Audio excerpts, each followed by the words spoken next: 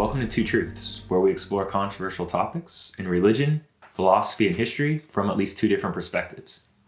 I'm Dr. Darren Iammarino, and today we're going to be looking at the second installment in a sort of three-part series on religious conspiracy theories. Today's specific topic is going to be on the witch cult hypothesis. So, simply put, this is the belief that somehow there's an unbroken chain or lineage of witchcraft going all the way back into pagan and maybe even, Neolithic to Paleolithic times, depending on who you ask.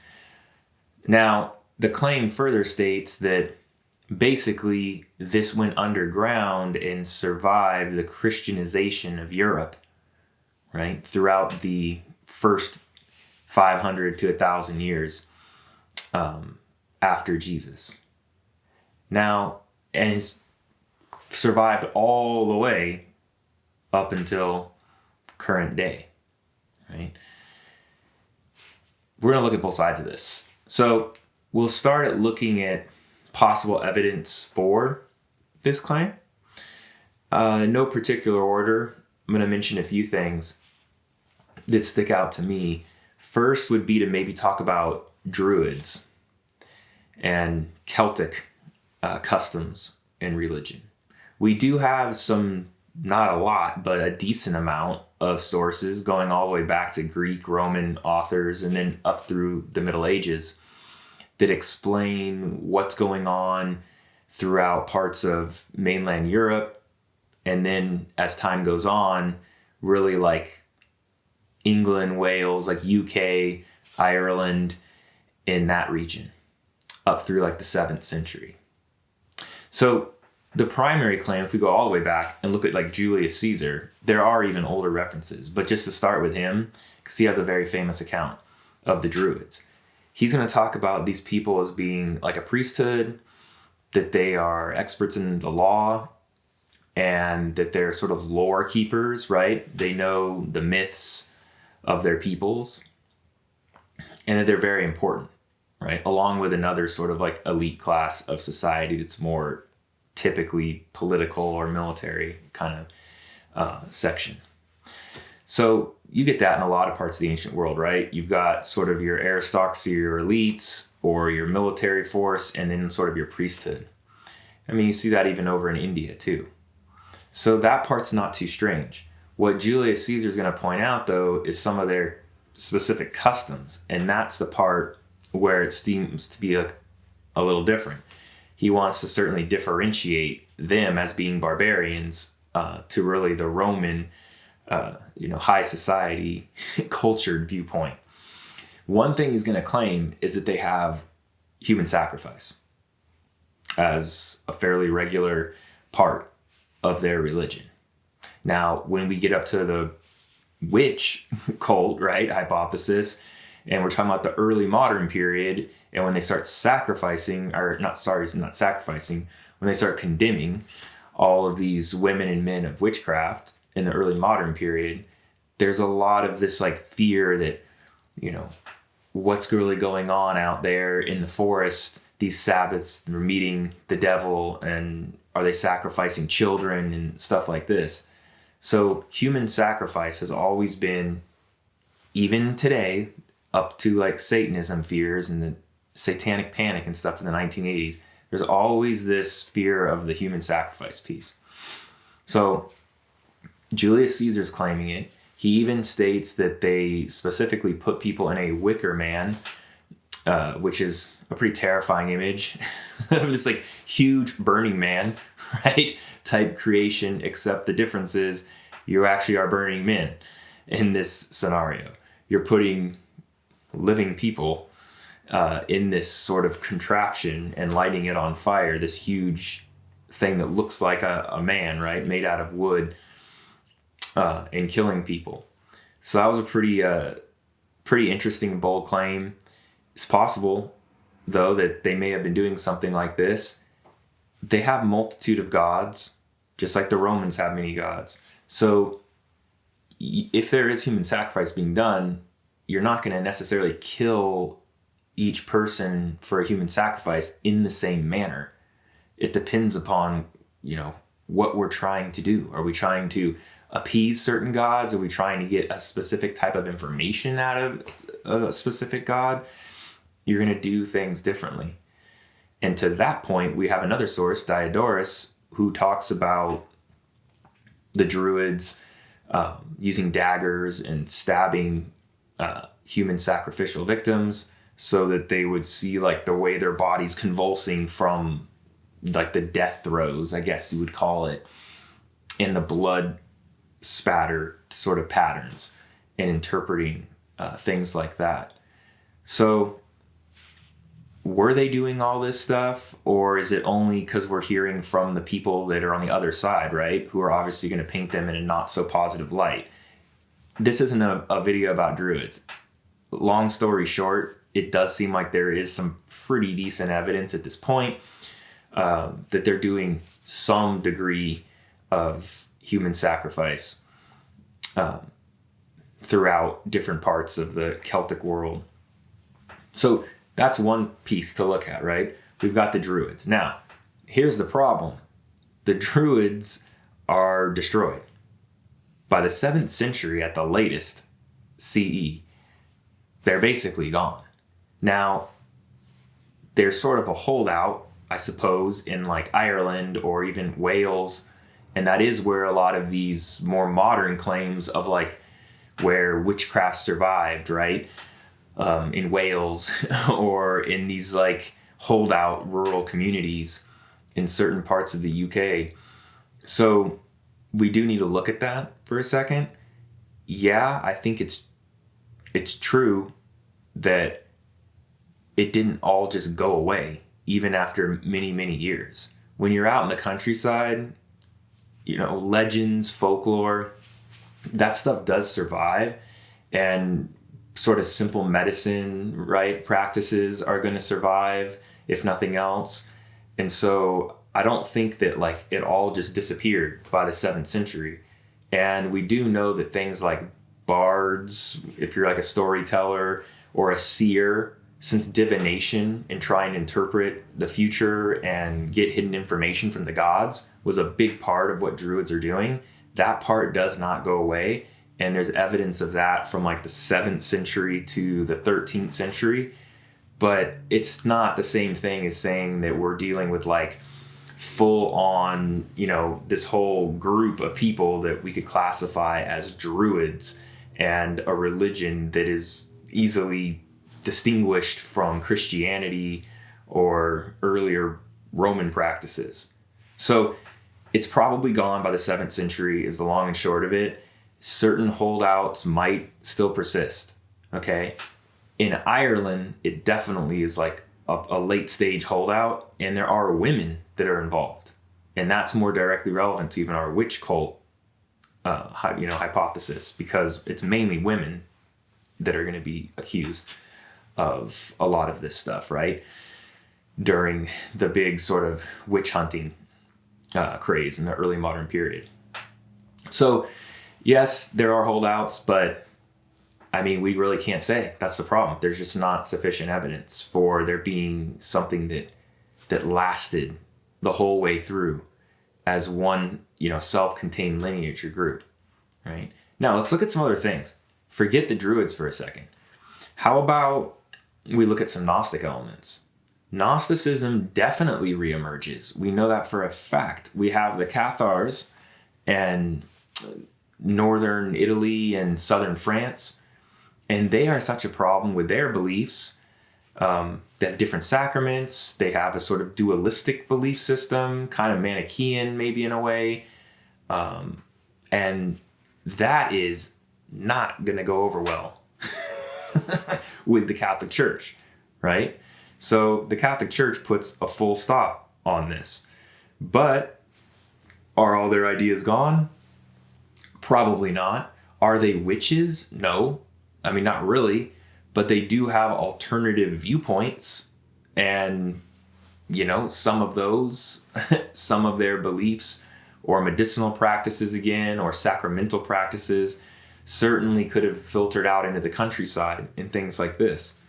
The Knights Templar get accused of a bunch of weird stuff around the same time period, sort of 1200s, 1300s, as the Albigensian Crusades are going to occur. The Albigensian Crusades are where the Catholic Church specifically comes in and basically puts the boot down on the Cathar heresy and totally stops it. I mean, it just destroys it. It's a crusade, people. Crusades are not just out in Jerusalem where you think, oh, it's the Holy Land. We got to get the Holy Land back. Sure, that was like early Crusades and what they were trying to do. But really, it's to try to stop any sort of heresy from spreading for the Crusades. And the Cathars, they're a serious problem. This is a major heresy. There's always been Gnostic problems going back to the 1st, 2nd century CE. They never totally stamp it out. They put it down, and then it kind of like reemerges and pops up here and there in late antiquity, up through the Middle Ages.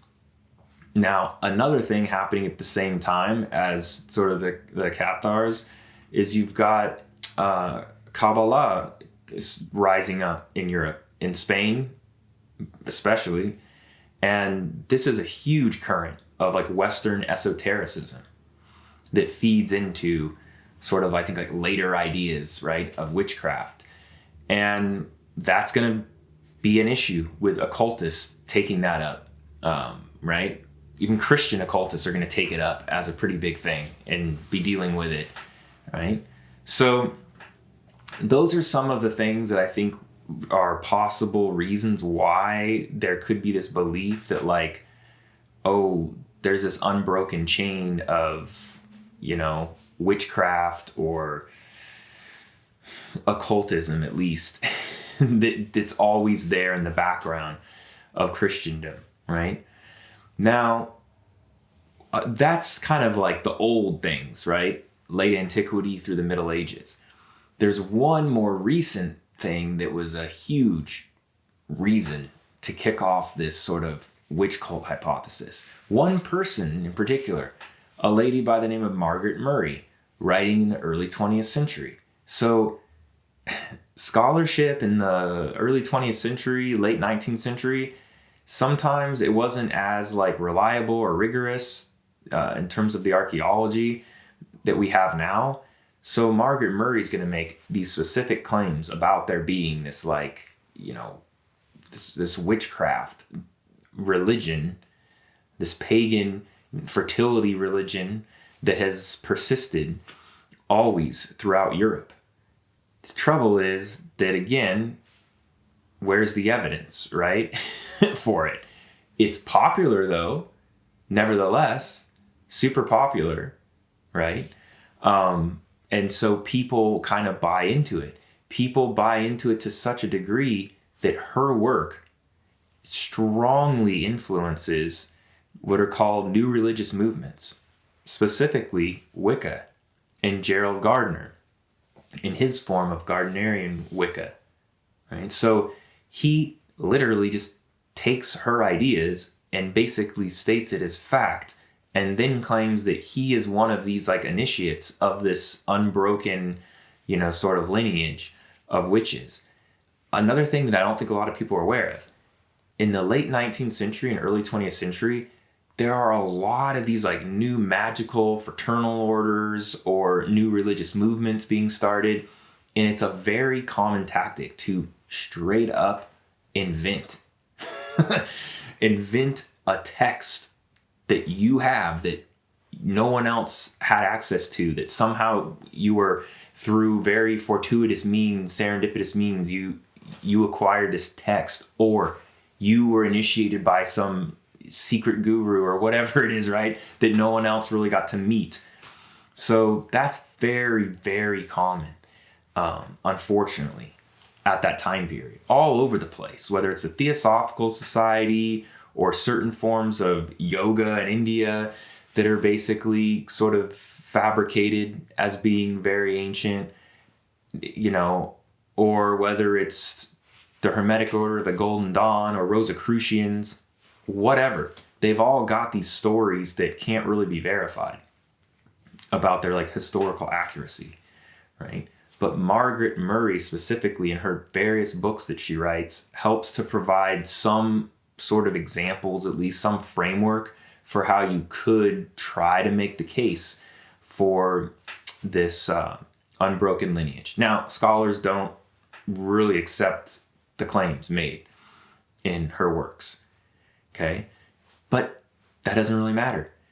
Here's another good example. If we jump back to when the whole witch hunting situation begins, that's heavily because of the Malleus Maleficarum and Heinrich Kramer and his work, where he's basically just really anti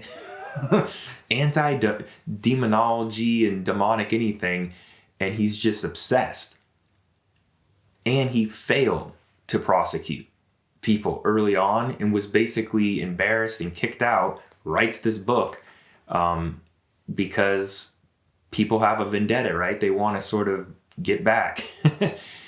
And he's sort of at the right time and place for this whole witchcraft craze to blow up. And his work, basically, it's like a viral phenomenon. I think that's what we really need to understand. Confirmation bias.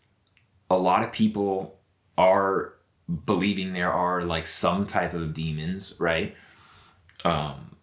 They might not believe this whole witchcraft, though, hypothesis early on, but they certainly believe in the possibility of possession, demons, and the role of dreams and things like that.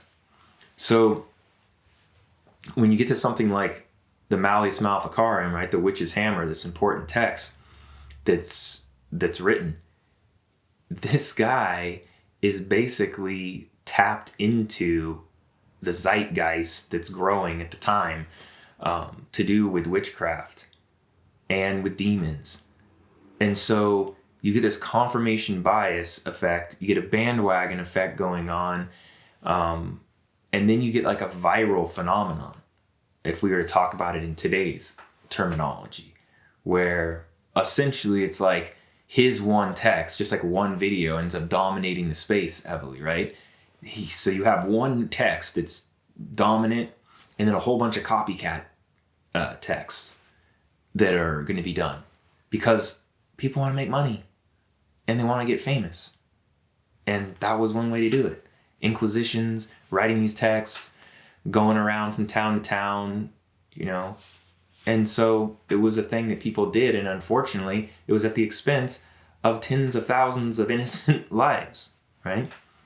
So, sad, harsh truth. But let's look now at the other side. So that was sort of looking at maybe some of the elements that could have fed into this belief of the pro or for case of there being some unbroken witchcraft. Now let's sort of flip it around here. First thing to definitely point out, the people that are being tortured, keyword, tortured, right? When you have all the sort of witch trials in mainland Europe in the 1400s, 1500s, 1600s, 1700s, right? These women, and men too, but mainly women, are being horrifically at times tortured. And then they're being given leading questions. We already know that's not evidence. Like that never would hold up in court today because people are going to say whatever they need to say to make the pain stop, right?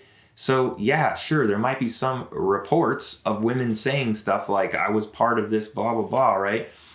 A group of witches, they've always been around or whatever. But we can't use that as evidence, right? It just doesn't hold up. So that right there wipes off the main block of supposed supporting evidence for this whole witch cult hypothesis, right? Another thing, to take it into maybe different areas that haven't been discussed in other books or videos, if anyone watching this has any familiarity with like magical orders or societies, they don't last long a lot of the times. Yeah, there's exceptions, but typically there's infighting. It's people that are like typically pretty narcissistic and egomaniacs that are running these things, starting them. and then they get in a fight with their number 2 or whatever, right? And then they split off, or the whole thing breaks apart within a matter of like 1 to 5 years, and not much comes of it. So what I'm getting at is this idea that somehow there was like an unbroken lineage passed on for literally many, many thousands of years, because it has to go pre-Christianity, right? It seems very hard to accept, especially if there's no texts that are being widely copied, right? Now, if there were texts being widely copied, there'd be all the more reason for the Catholic Church to have found out about this stuff, right? So that takes us into another thing, which is that I find it impossible, or close to impossible, to believe that the power and money of the Catholic Church throughout the last 2,000 years would not have identified, or Protestant too, right? Once that kicks off, it's not like they're not for the whole, witchcraft either. So any of the Christian churches, okay, in Europe, I don't see how they would never have really been able to wipe this out if it existed, because if there were a bunch of texts, they would have found them. If it was a large enough group of people, they would have found them, as evidenced by the Cathars in the Albigensian Crusades, as just one thing, right? And they would have put down, again, the boot hard and fast on all of that. But there's no clear evidence that they did it. Now, you could say that's because, there were like much smaller groups, right? Like these sort of witch coven type things only had like 10 people or whatever here and there. That's possible. Sure, that these like small groups, and so they're not a big enough like organized threat. I think there is maybe some, if there's truth at all to it, it's got to be something like that, where it's like very, very small groups of people that know some of the folklore, some of the medicine, maybe some magic, right? Occult practices. And they teach some of their friends or extended family members or whatever. And there's little pockets of that always exist. That does seem plausible. And there do seem to be maybe enough reports to justify something like that. But that's very different than suggesting there's like something that's more like a structured religion, especially going back to like a pagan fertility cult, or even like a Paleolithic fertility cult. There's just totally insufficient evidence. And even if you don't like the Catholic Church, you hate the religion, that's fine. I'm sure you would agree that they've been pretty good at stopping things, right? And they're willing to use violence to stop things if need be. So that's sort of where I stand. I mean, to look at the against side of it, I think there's pretty good reason to doubt this as like a religious conspiracy theory, that it has persisted the whole way through. It sounds cool. It would be fun for that to be possible, but I just don't think the evidence is there. And you're welcome to believe it, of course. I'd like to hear from all of you, hear your thoughts, your comments. And please, if you enjoyed this video up to this point, I would appreciate if you would subscribe to the channel, leave a comment or two, like some of the videos I've got on here. I have now a decent amount of videos that are sort of on related topics to this.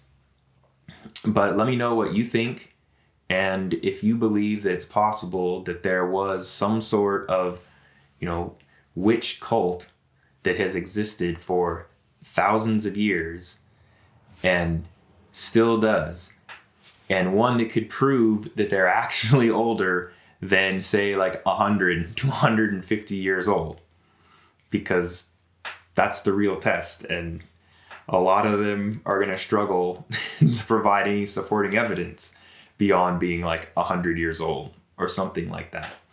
So anyhow, let me know your thoughts, and I'm always active on the comment section.